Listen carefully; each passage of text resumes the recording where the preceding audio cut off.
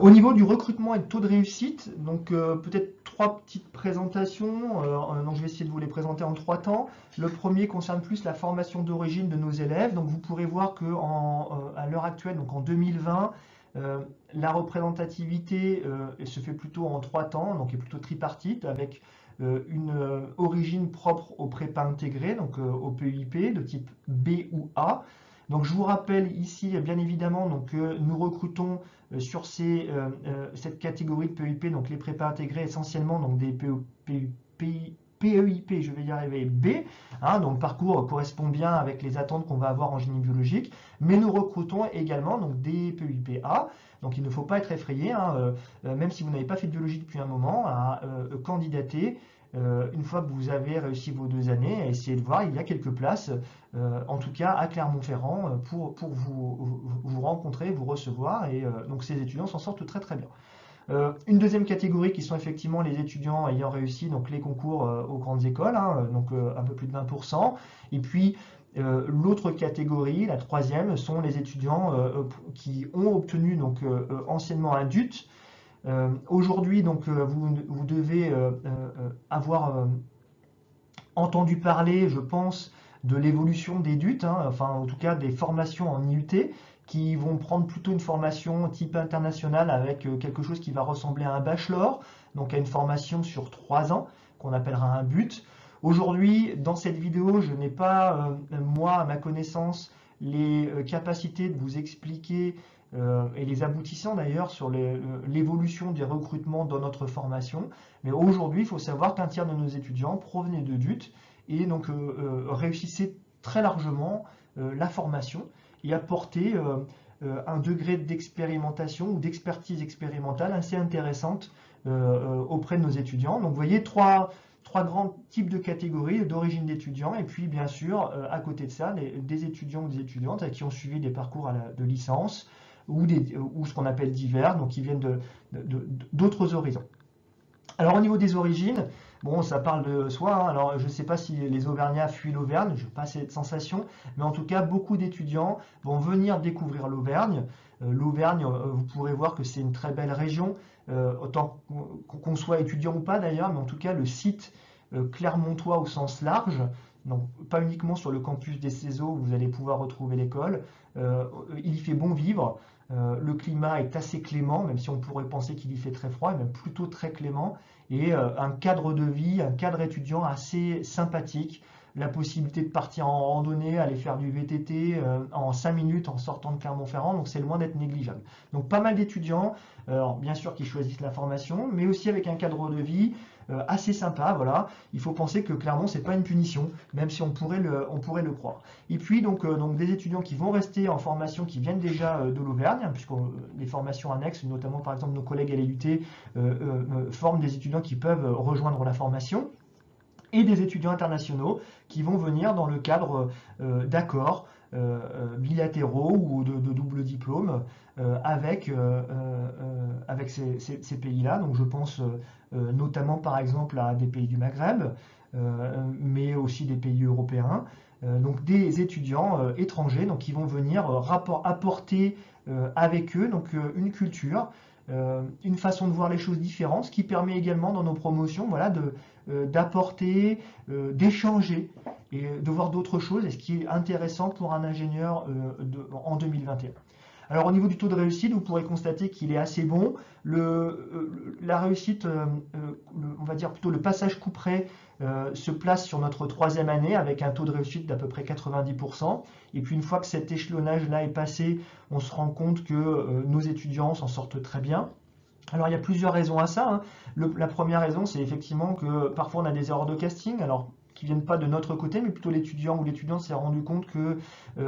c'est pas ingénieur, c'est pas le métier qu'il ou qu'elle a envie de pratiquer et que la formation lui correspond pas vraiment. Ça représente en général plutôt ces 10% là, et on a parfois effectivement quelques redoublements, très souvent parce que l'étudiant ou l'étudiante a lâché prise par manque de travail ou par manque d'investissement. Et donc, on a une coutume de dire chez nous, quand on vous rencontre sur les bancs de l'école, le premier jour de la rentrée, on fait un point tous ensemble, on a souvent tendance à vous dire que si vous êtes là, d'abord c'est que vous le voulez, et ensuite c'est qu'on a jugé que vous aviez toutes les compétences et la capacité pour réussir. On a un certain nombre de critères d'évaluation ici pour rentrer donc, sur le réseau Polytech qui nous assure que si vous rentrez, vous devez pouvoir y arriver. Donc ensuite, c'est plus une histoire de travail, de capacité de travail, de quantité de travail, de volonté qui vont faire que les étudiants vont réussir ou ne vont pas réussir. Donc voilà, gardez en tête cette philosophie-là et donc si j'ai l'occasion de vous retrouver, si l'équipe pédagogique a l'occasion de vous retrouver sur les bancs de notre école, on sera ravis de vous rencontrer. Vous verrez donc que cette philosophie-là, cet accompagnement-là, vous le ressentirez pendant vos 3 ans de formation. Alors vous pourrez constater qu'il y a un petit item un peu particulier qui est le TOEIC pour la 5e année. Donc ce qui est important de rappeler, c'est que l'obtention du diplôme d'ingénieur au sein de notre école, donc c'est aussi valable pour d'autres formations d'ingénieurs, c'est un point critique de la CTI, qui est la commission des titres ingénieurs, qui accrédite nos formations, à savoir nos étudiants doivent valider un niveau d'anglais suffisant pour avoir le droit d'obtenir ce diplôme d'ingénieur accrédité. Donc c'est ce qu'on appelle le TOEIC, en tout cas c'est la forme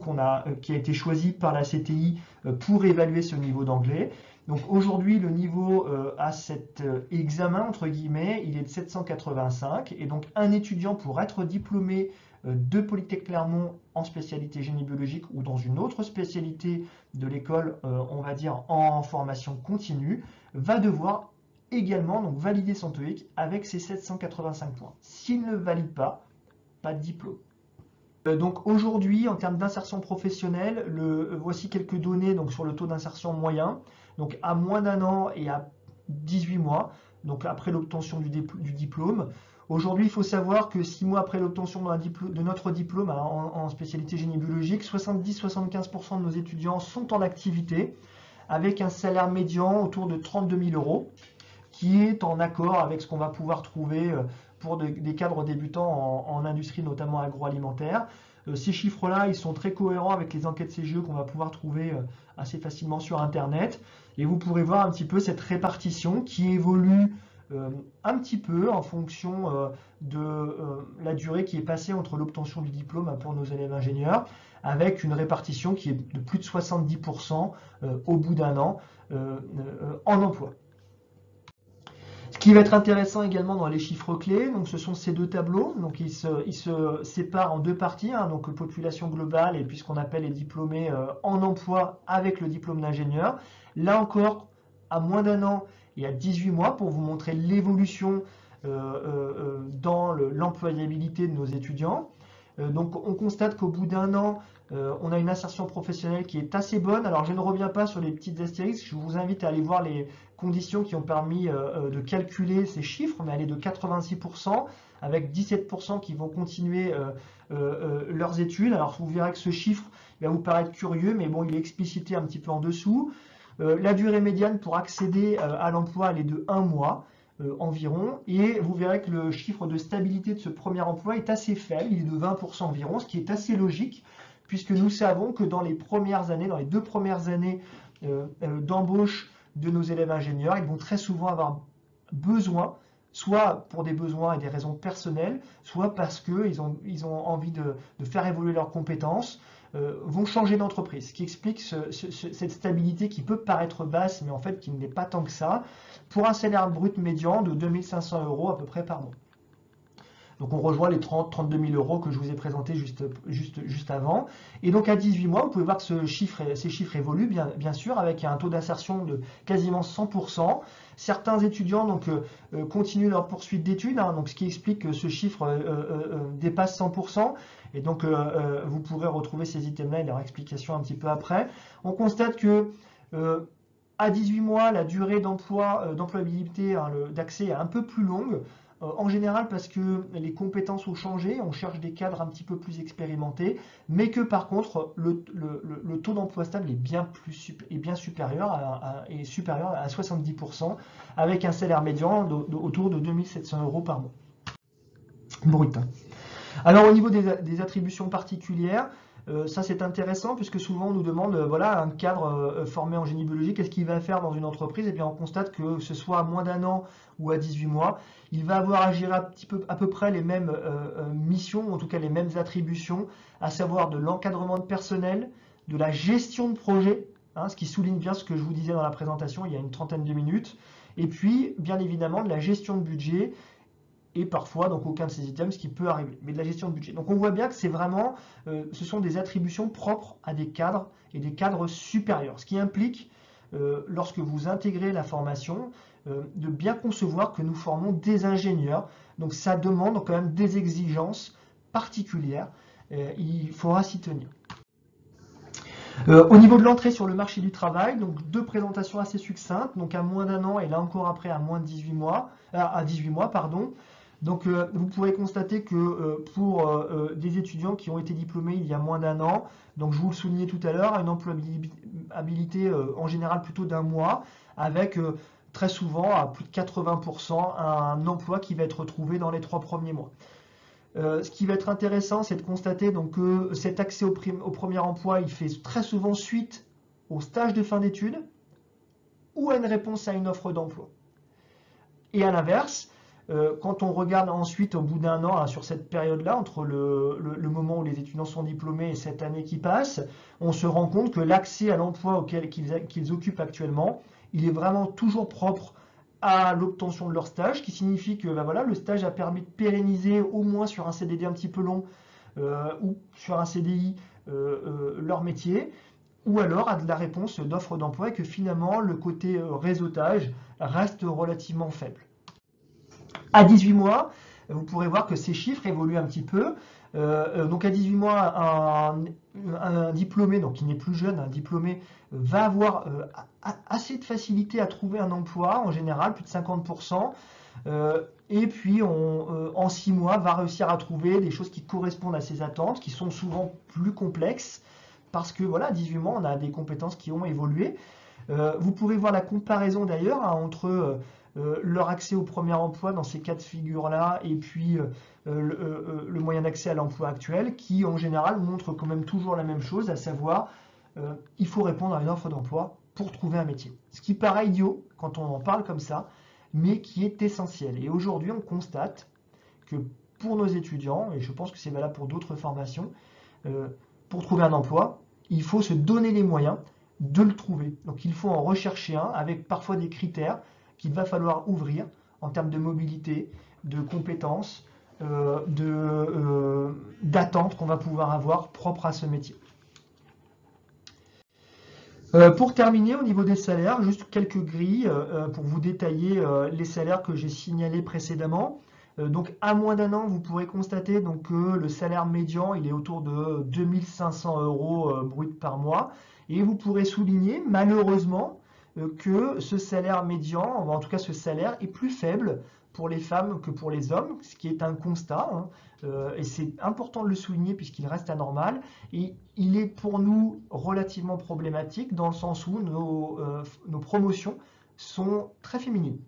Ce qui peut expliquer pourquoi ce salaire médian, ce salaire brut,